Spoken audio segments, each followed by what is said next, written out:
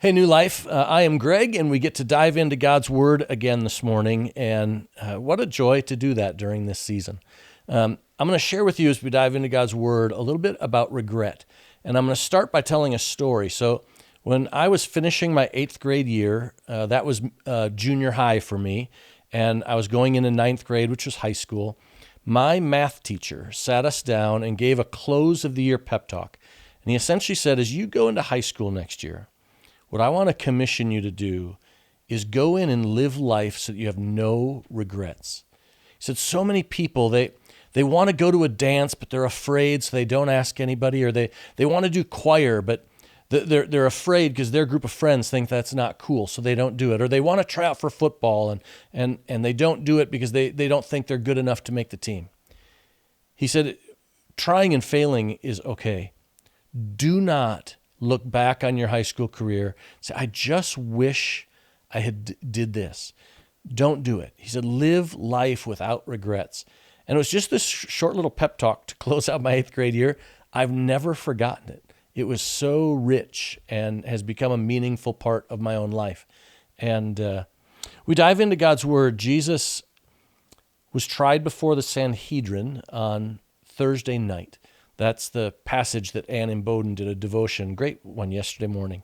And he's tried before the Sanhedrin. Then he is, beaten within a context, and then he is tried before Pilate. And so he's in the midst of his second trial. It's early morning on Friday, and he's standing before Pilate. And Pilate realizes this is an innocent man. He's not asking the same questions the Sanhedrin asked. He's asking, are you calling yourself a king? That's what he's asking. And he discerns that this is an innocent man, and what is he going to do? And he draws out of a custom to say, well, the people can choose to set one prisoner free on this day because it's the Passover. And so he comes up with this scheme to talk to the people, and he does it for a number of reasons.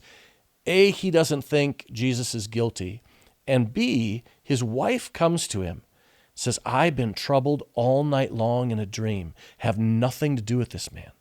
Have nothing to do with this man. So he really wants to wash his hands of this and somehow release Jesus. So he tries to pit the people of Israel against the leaders of Israel. And he reinvents this custom, and he comes out before the people and he says, you can have one person go free. And I've got 2 prisoners here. I've got Jesus and I've got Barabbas. And Barabbas is a notorious criminal. Everyone knows that. And Pilate is just assuming the people are going to choose Jesus over Barabbas. There's kind of a neat twist in what's going on. Barabbas in Hebrew is actually son of a father. Bar is son, like bar mitzvah, son, and Abba is father. So it's Bar Abba or Barabbas, son of a father. So you have a son of a father against the Son of God.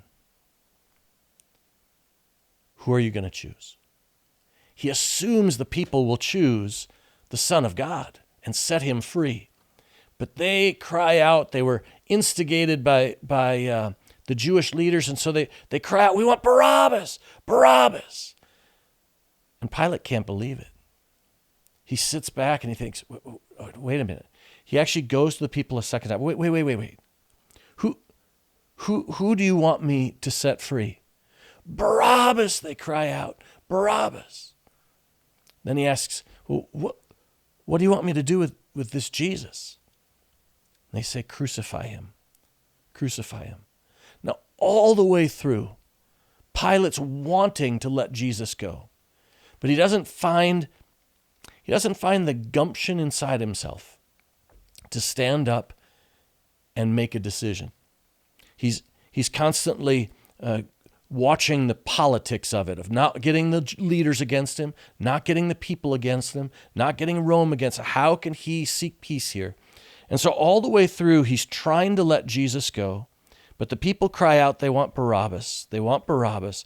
And so at the very end of the passage even, it says, so when Pilate saw that he was gaining nothing, that there was no way to let Jesus go, but rather that a riot was beginning, he took water and washed his hands before the crowd, saying, I am innocent of this man's blood.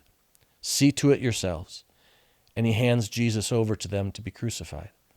So Pilate knows that Jesus is innocent, feels a conviction inside his heart that Jesus is innocent, has a wife who's dreamed all night long that you want nothing to do. This is an innocent man. Let him go. Then he tries to let him go. He tries to let him go.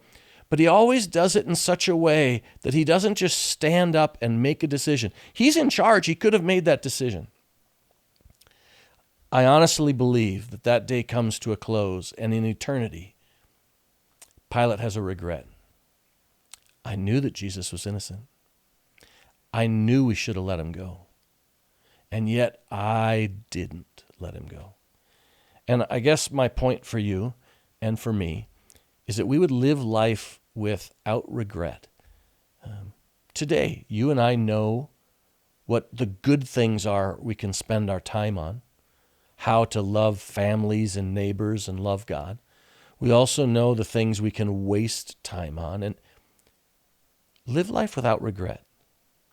Pour yourself into things that matter, that 10 years from now and 20 years from now and into eternity, you look back and you think, you know what? I stood up because I knew that it was right. And that, I think, is one of the lessons that Pilate and Barabbas teach us. Hope that's meaningful to you. God bless.